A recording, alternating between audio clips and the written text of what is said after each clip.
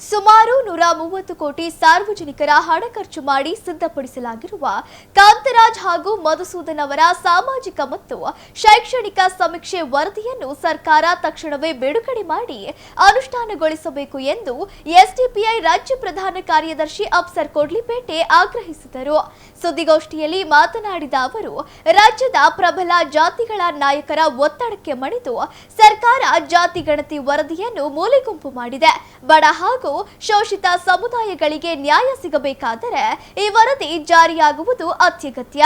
ಸರ್ಕಾರ ವರದಿ ಜಾರಿಗೆ ಮುಂದಾಗದಿದ್ದರೆ ಮುಂದಿನ ದಿನಗಳಲ್ಲಿ ಬೆಂಗಳೂರು ಚಲೋ ಬೃಹತ್ ಹೋರಾಟ ಹಮ್ಮಿಕೊಳ್ಳಲಾಗುವುದು ಎಂದು ಎಚ್ಚರಿಸಿದರು. ಜೊತೆಗೆ ಎಸ್ಐಆರ್ ಪ್ರಕ್ರಿಯೆಯು ರಾಜ್ಯದಲ್ಲಿ ತೀವ್ರ ಗೊಂದಲ ಸೃಷ್ಟಿಸಿದೆ ಎಂದು ಆರೋಪಿಸಿದ ಅವರು, ಕರ್ನಾಟಕದಲ್ಲಿ ಉದ್ಯೋಗಕ್ಕಾಗಿ 3 ತಿಂಗಳ ಕಾಲ ತಾತ್ಕಾಲಿಕವಾಗಿ ವಲಸೆ ಹೋಗುವ ಬಡ ಜನರನ್ನು ಖಾಯಂ ಆಗಿ ಜಾಗ ಬದಲಾಯಿಸಿದವರು ಎಂದು ಪರಿಗಣಿಸಿ ಸುಮಾರು 60 ಲಕ್ಷ ಮತದಾರರ ಹೆಸರನ್ನು ಪಟ್ಟಿಯಿಂದ ಅಳಿಸಿ ಹಾಕಲಾಗಿದೆ. ಅಲ್ಲದೆ ಕಾಗುಣಿತ ದೋಷಗಳ ಕಾರಣದಿಂದಾಗಿ ಸುಮಾರು 2 ಕೋಟಿ ಜನರು ಮತದಾರರ ಪಟ್ಟಿಯಲ್ಲಿ ಹಕ್ಕು ಕಳೆದುಕೊಳ್ಳುವ ಭೀತಿಯಲ್ಲಿದ್ದಾರೆ ಎಂದು ಕಳವಳ ವ್ಯಕ್ತಪಡಿಸಿದರು. 1,10,00,000 ಜನರದು ASDDಯಲ್ಲಿ ESDDO absent, permanent shifting, duplicate and death. ಅದಲ್ಲದೆ ಕರ್ನಾಟಕದಲ್ಲಿ ಅದರ್ಸ್ ಎಂಬುವಂಥ ಒಂದು ಕೆಟಗರಿಯನ್ನು ಹಾಕಿದ್ದಾರೆ. ಅದು ಯಾರಂತ ಯಾರಿಗೂ ಗೊತ್ತಿಲ್ಲ. ಅದು ಒಂದು ಯಕ್ಷ ಪ್ರಶ್ನೆಯಾಗಿದೆ. ಅದು ಡ್ರಾಫ್ಟ್ ರೋಲ್ಡ್ ಈಗ ಆಗಸ್ಟ್ 18ನೇ ತಾರೀಕು ಕೊನೆಯ ಡೇಟು ಎನ್ಯುಮರೇಷನ್ ಫಾರಮ್ ಡಿಜಿಟಲೈಸೇಷನ್ಗೆ. 24ನೇ ತಾರೀಕು ಪಬ್ಲಿಷ್ ಮಾಡ್ತೀವಿ ಅಂತ ಹೇಳ್ತಾ ಇದ್ದಾರೆ. ಆದರೆ ಅದು ಅನ್ಸೈಂಟಿಫಿಕ್ ಆಗಿದೆ. ಯಾಕಂದರೆ ಕರ್ನಾಟಕದಲ್ಲಿ ನನಗೆ ಗೊತ್ತಿರೋ ಪ್ರಕಾರ ನಮ್ಮ ಗ್ರಾಮೀಣ ಪ್ರದೇಶದಲ್ಲಿ 2 ತಿಂಗಳು 3 ತಿಂಗಳು ಮಳೆ ಇರ್ತದೆ. ಈ ಮಳೆಯಲ್ಲಿ ಆ ಪ್ರದೇಶದಲ್ಲಿ ಬಿಸ್ನೆಸ್ ಇರಲ್ಲ ಅವರಿಗೆ. ಅವ್ರೇನು ಮಾಡ್ತಾರೆ, ಸರ್ಟನ್ ಸಿಟೀಸ್ಗಳಿಗೆ ಅವರು ಗುಳೆ ಹೋಗ್ತಾರೆ. ಗುಳೆ ಹೋದಾಗ 3 ತಿಂಗಳು ಮನೆ ಕಡೆ ತಿರುಗು ಕೂಡ ನೋಡಲ್ಲ. ಈ ಸಂದರ್ಭದಲ್ಲಿ SIR ನಡೀತಾ ಇದೆಯೋ ಇಲ್ವೋ ಅಂತ ಅವರಿಗೆ ನಾಲೆಡ್ಜೇ ಇರಲ್ಲ. ಇವ್ರೇನು ಮಾಡಿದ್ದಾರೆ, ಅವ್ರನ್ನ ಪರ್ಮನೆಂಟ್ ಶಿಫ್ಟೆಡ್ ಅಂತ ಮಾಡಿದ್ದಾರೆ. ಪರ್ಮನೆಂಟ್ ಶಿಫ್ಟೆಡ್ ಆದರೆ ಅಲ್ಲಿರುವಂಥ BLOಗೆ ಮಾಹಿತಿ ಇರ್ತದಲ್ಲ, ಎಲ್ಲಿಗೆ ಶಿಫ್ಟ್ ಆಗಿದ್ದಾರೆ ಅಂತ ಮೆನ್ಷನ್ ಮಾಡಿ ಫಾರ್ಮ್ ನಂಬರ್ 8 ಕೊಟ್ಟು ಬೇರೆ ಕಡೆ ಬೇಕಾದರೆ ನೀವು ಅದನ್ನು ಇನ್ಕ್ಲೂಡ್ ಮಾಡಬೇಕು. ಅವರ ಹೆಸರನ್ನು ಡಿಲೀಟ್ ಮಾಡಲಿಕ್ಕೆ ಅವಕಾಶ ಇಲ್ಲ. ಆದರೆ 60 ಲಕ್ಷ ಜನರದ್ದು ಪರ್ಮನೆಂಟ್ ಶಿಫ್ಟೆಡ್ ಲಿಸ್ಟಲ್ಲಿ ಲಿಸ್ಟ್ ಔಟ್ ಮಾಡಿದ್ದಾರೆ. ಅವರಿಗೆ ನೋಟಿಸು ಕೂಡ ಬರಲ್ಲ, ಡಿಲೀಟ್ ಅವ್ರದ್ದು ಡೈರೆಕ್ಟ್ ಓಟು. ಇದಲ್ಲದೆ ಏನು ಲಾಜಿಕಲ್ ಡಿಸ್ಕ್ರಿಪೆನ್ಸಿ ಹೆಸರಿನಲ್ಲಿ 60 ಲಕ್ಷ ಮತದಾರರನ್ನು ಲೀಸ್ಟ್ ಔಟ್ ಮಾಡಿದ್ದಾರೆ. ಈಗಾಗಲೇ ಸಣ್ಣ ಪುಟ್ಟ mistakes, spelling mistakes, age miss match ಮತ್ತು ಅವರ ಫೋಟೋ ಸರಿ ಇಲ್ಲ, ಲಾಜಿಕಲ್ ಡಿಸ್ಕ್ರಿಪೆನ್ಸಿ. ಅಂದರೆ 60 ಲಕ್ಷ, 1,10,00,000 ಹೆಚ್ಚು ಕಡಿಮೆ 2 ಕೋಟಿ ಮತದಾರರು ಆತಂಕದಲ್ಲಿದ್ದಾರೆ. 4.5 ಕೋಟಿ ಮತದಾರರಲ್ಲಿ ಇವತ್ತು ಕರ್ನಾಟಕದಲ್ಲಿ. ಒಂದು ಕಡೆ ಆ ರೀತಿಯಾಗಿ ಅದಕ್ಕೂ ದಾಖಲಾತಿ ಹೇಳ್ತಾ ಇದ್ದಾರೆ. ಇನ್ನೊಂದು ಕಡೆ ಈ ಗ್ಯಾರಂಟಿ ಪಾಪ ಏನೋ ಇವರೇ ಘೋಷಣೆ ಮಾಡಿದ್ದು, ಏನೋ ಮನೆಗಳು ನಡೆಸ್ಕೊಳ್ತಾ ಇದ್ದಾರೆ ಹೆಂಗಸರು ಮಕ್ಕಳು, ಇದಕ್ಕೂ ದಾಖಲಾತಿ. ಈಗ ಏನಾಗಿದೆ, ಸರ್ವರ್ ಬಿಸಿ. ನೀವು ಯಾವುದೇ ಆಫೀಸಿಗೆ ಹೋಗಿ ಅಪ್ಲಿಕೇಶನ್ ಅಕ್ಸೆಪ್ಟೇ ಮಾಡ್ತಾ ಇಲ್ಲ.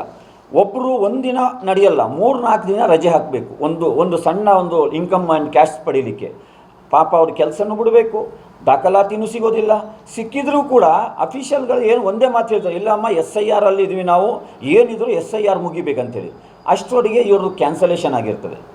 ಹಾಗಾಗಿ ಈ ಪತ್ರಿಕಾಗೋಷ್ಠಿ ಮುಖಾಂತರ ನೀವು ಕೂಡ ಇದನ್ನು ಸ್ವಲ್ಪ ಹೆಡ್ಲೈನಲ್ಲಿ ವರದಿ ಮಾಡಿ, ರಾಜ್ಯದ ಜನರು ಸಂಕಷ್ಟದಲ್ಲಿ ಇರಬೇಕಾದ್ರೆ ಸರ್ಕಾರಗಳು ರಾಜ್ಯದ ಸಂಕಷ್ಟಕ್ಕೆ ಸ್ಪಂದಿಸಬೇಕು, ಜನರ ಸಂಕಷ್ಟಕ್ಕೆ ಸ್ಪಂದಿಸಬೇಕು. ಇದಕ್ಕೆ ಏನೆಲ್ಲ ಅಮೆಂಡ್ಮೆಂಟ್ ಬೇಕು, ಏನೆಲ್ಲ ಚೇಂಜಸ್ ಬೇಕು, ಅದನ್ನು ತರಬೇಕಂತ ನಾವು ಆಗ್ರಹಿಸ್ತಾ ಇದ್ದೀವಿ.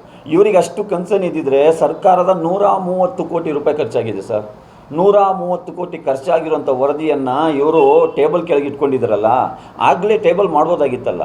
ಅದು ಯಾವುದೇ ಒಂದು ಜಾತಿಗೆ ಸಂಬಂಧಪಟ್ಟಿದ್ದಲ್ಲ. 55 ಕ್ವಶನರಿಯನ್ನು ಕೇಳಿದರು. ನಿಮ್ಮ ಎಲ್ಲರ ಮನೆಗೂ ಬಂದಿದ್ದರು. ನಿಮ್ಮ ಮನೆಯಲ್ಲಿ TV ಇದೆಯಾ, ನಿಮ್ಮ ಮನೆಯಲ್ಲಿ ಯಾರಾದರೂ ಗೌರ್ಮೆಂಟ್ ಜಾಬ್ ಇದ್ದಾರಾ, ನಿಮ್ಮಲ್ಲಿ ರಾಜಕಾರಣಿಗಳಿದ್ದಾರಾ, ಸಾಮಾಜಿಕ, ಶೈಕ್ಷಣಿಕ ಮತ್ತು ಆರ್ಥಿಕ ಸಮೀಕ್ಷೆ.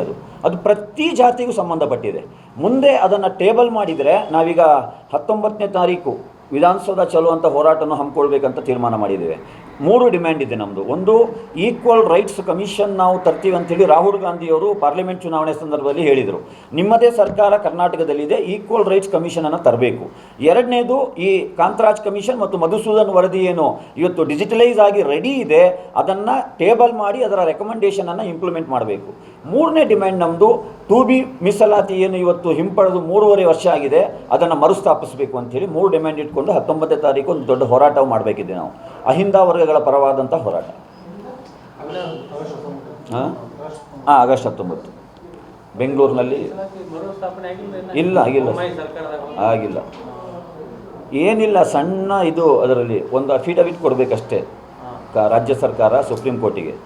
ಏನು ಬಿ ಜೆ ಪಿ ಸರ್ಕಾರ ಕ್ಯಾಬಿನೆಟಲ್ಲಿ ಈ ಡಿಸಿಷನ್ ತೊಗೊಂಡಿತ್ತು ಅದನ್ನು ವಿಡ್ರಾ ಮಾಡ್ತೀವಂದರೆ ಸ್ಟಾರ್ಟ್ ಆಗುತ್ತದೆ ಮತ್ತೆ ಅದು ಮಾಡಲಿಕ್ಕೂ ಧೈರ್ಯ ಇಲ್ಲ ಸರ್ಕಾರಕ್ಕೆ.